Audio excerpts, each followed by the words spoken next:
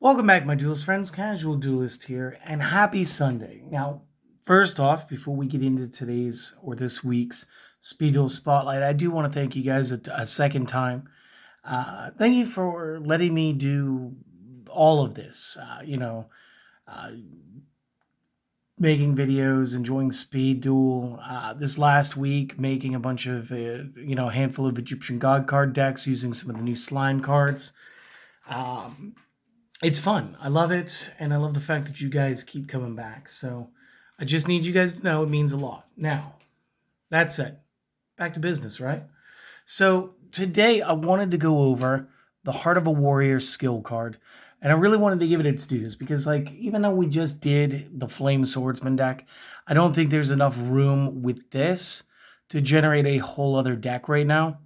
So I do want you guys to check out a couple of things about it. There's some predictions about how this card's going to get better in the future. So first off, how does it work? Flip this over when you activate it. Once per turn, discard one card, special summon one level 5 or lower warrior, non-effect fusion monster card from your extra deck.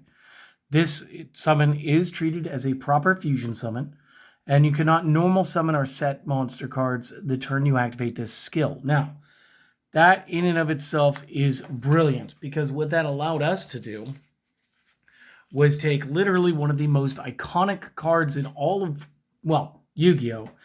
And play around with it for fun. And again, who doesn't love the Flame Swordsman? And everything we did with this deck, you could do by doing it with Guiltia instead. It is a 50-point difference, but these two 5-star cards both come from Joey Wheeler. These are both played by him throughout the show multiple times. And believe it or not, they are just as fun as each other. Now, I do feel like the Flame Swordsman is more thematic. And later on, I do hope that we get more tag duel incentives like we did with the midterms box. And the reason I say that is I still haven't given up hope that we will continue bouncing between GX and the first season for maybe one more year. And the reason I say this is there are still some cool things that we have yet to see.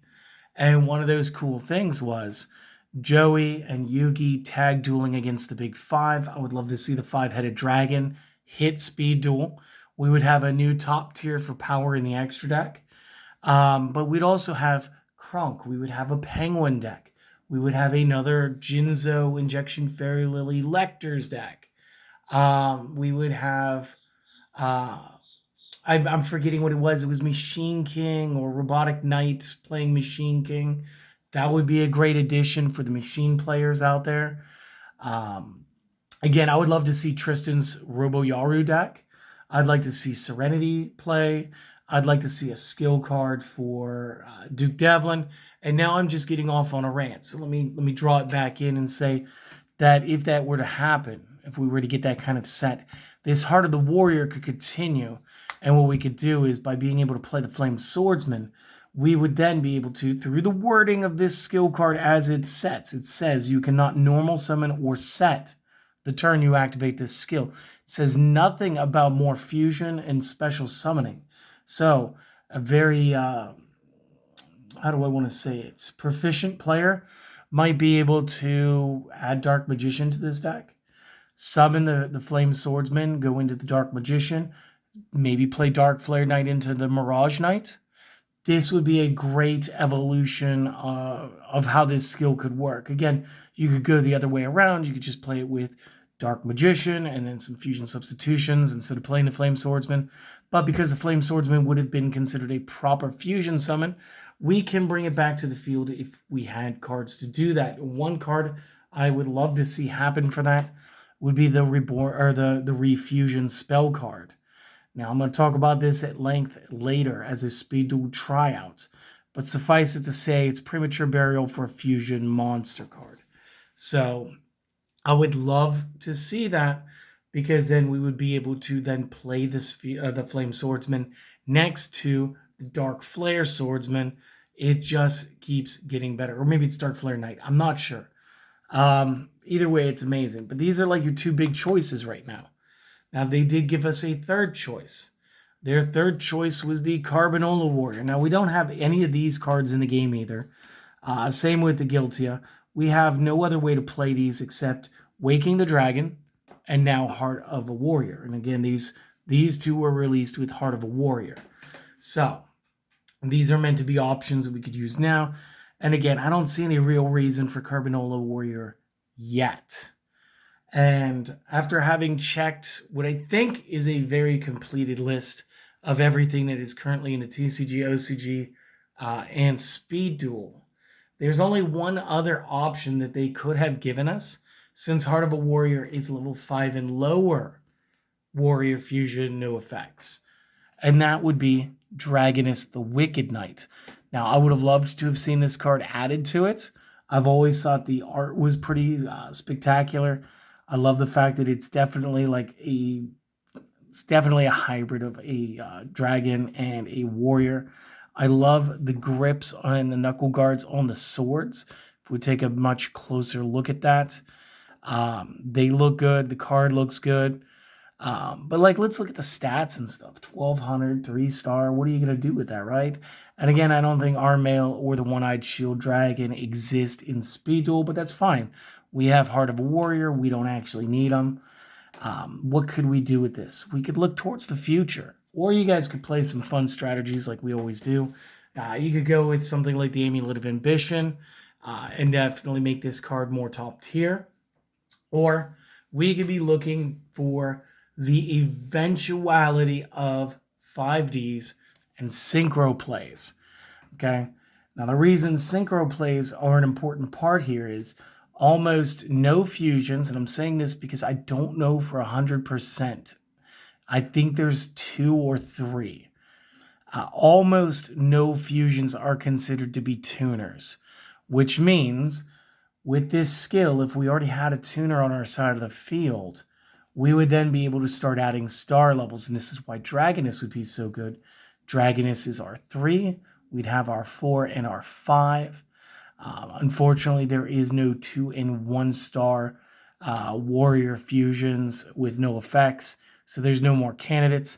But this would be a future way for Joey to really destabilize the 5Ds realm and really be able to just wield some of the most wicked of synchros. And again, you got to look at things like Stardust Dragon. You take the 5 stars out from the Flame Swordsman, and suddenly you just need a 3-star tuner.